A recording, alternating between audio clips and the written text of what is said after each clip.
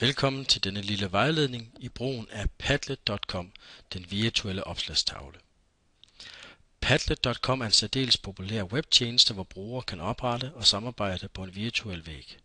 På en virtuel væg kan der slås tekster, billeder, videoer, filer og links op. Padlet.com er en gratis tjeneste.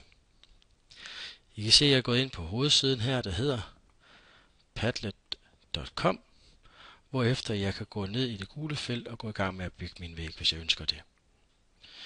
For at man kan samle alle de her vægge, kan man gå op og lave en sign up og logge ind, hvorefter man opretter en lille konto, hvor alle væggene er synlige inde på.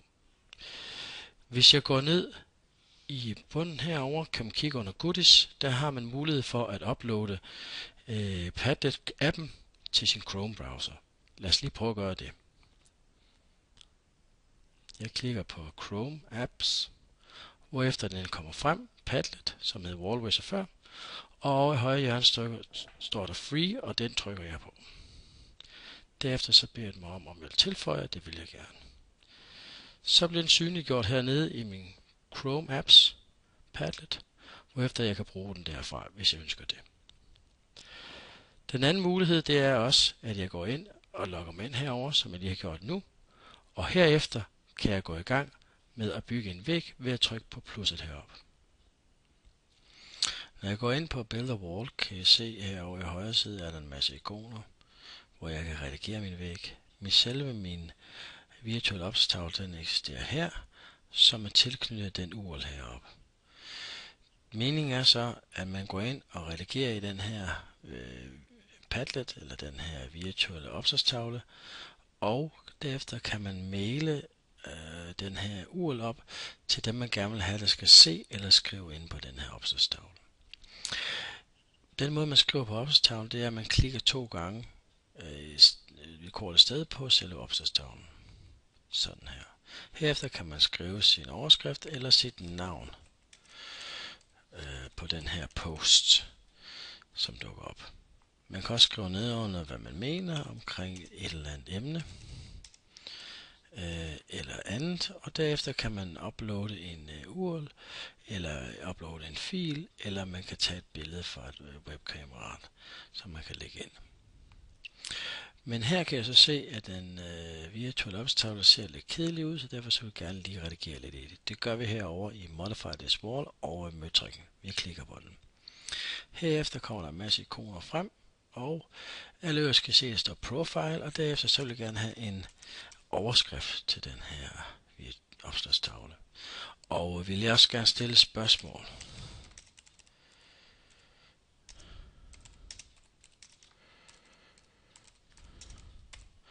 Hvad mener du om Padlet? Det skal være min title og min description i forhold til min virtuelle opslagstavle. Det jeg så gør bagefter, det er at finde et lille billede af Padlet, et lille ikon der, og der vælger jeg det her. Man kan selvfølgelig også finde et fra sit computer. Men det næste jeg vil gøre bagefter, det er at gå og kigge og trykke på den her wallpaper. Her kan man uploade et billede selv, eller kan man gå hen og tage en af dem, der er lagt ind i forvejen, ind i baggrunden. Jeg klikker på den her, den vil jeg gerne have. Så er der mulighed for layout.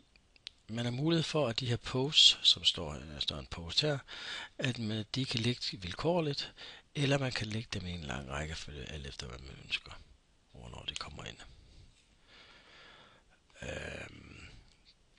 Det næste vi kigger på her, det er privacy. Her kan man bestemme, hvor synlig man ønsker, den skal være.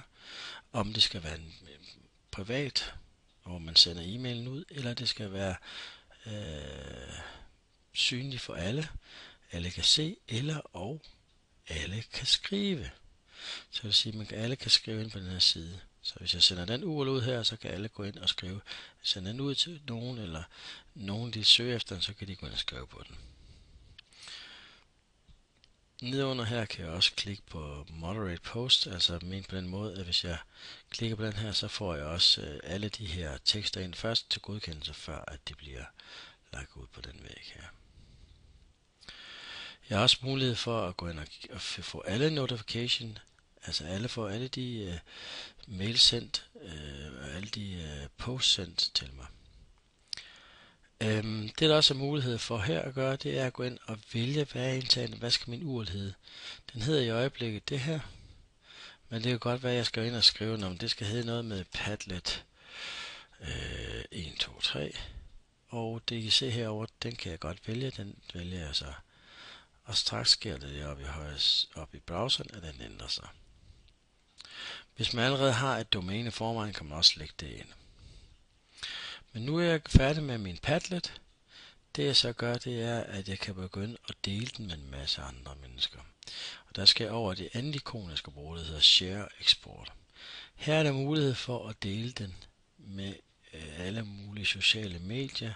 Der er mulighed for at skrive den, eksportere den som PDF-fil og andre former for filer. Og der er også mulighed for at bruge få embed-koden, hvis jeg skal lage den over i en blog eller en WordPress hjemmeside. Jeg har mulighed for at sende en QR-kode ud, så man kan scanne den og bruge den.